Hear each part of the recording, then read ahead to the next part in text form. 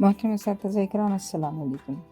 میں ہوں مسنہ مختار، سنومین پبلیشرز کی جانب سے، اور اب اس ویڈیو میں ہم بات کریں گے صفحہ نمبر 28 کی، جو کہ نالج ویل اردو سیریز میں موجود ہے۔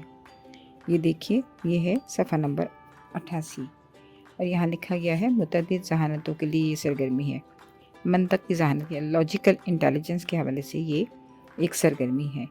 اس سرگرمی میں بچوں کی آبزرویشن پاور جو ہے وہ بہت بہتر ہوتی ہے، بچوں کی کریٹیکل تھنکنگ ڈیولپ ہوتی ہے، ساتھ ساتھ بچے سیکوینسنگ سیکھتے ہیں۔ یہاں ایک سیکوینس دیا گیا ہے کہ سب سے پہلے مکان ہے، پھر درخت ہے، اور پھر گاڑی ہے۔ تو بچوں سے ڈسکس کیجئے کہ سب سے پہلے کیا ہے اور بچے کو کہاں کہاں سے گزرتے ہوئے جانا ہے۔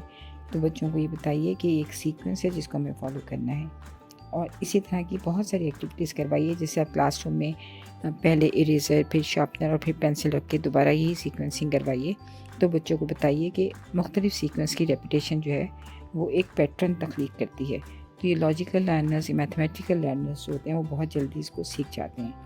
اس کے بعد بچوں کو کہیے کہ نیچے جو ایکٹیویٹی دی گئی ہے اس پر درست ترتیب پر ٹک کا نشان لگائیں۔ تو بچوں سے کہیے کہ یہاں 3 آپشنز دی گئی ہیں، تینوں آپشنز جن میں سے درست آپشن پر ٹک کا نشان لگائیں۔ آپ اس طرح کی بہت سی سرگرمیاں جب بچوں کو کروائیں گی تو بچے سیکوینسنگ کی اسکلز جو ہے اس میں بہتر ہوتے ہیں، آبزرویشن اسکل ان کی بہتر ہوتی ہے، اور ان کی جو متعدد ذہانتیں ہیں ان کو بہت فائدہ ہوتا ہے۔ شکریہ۔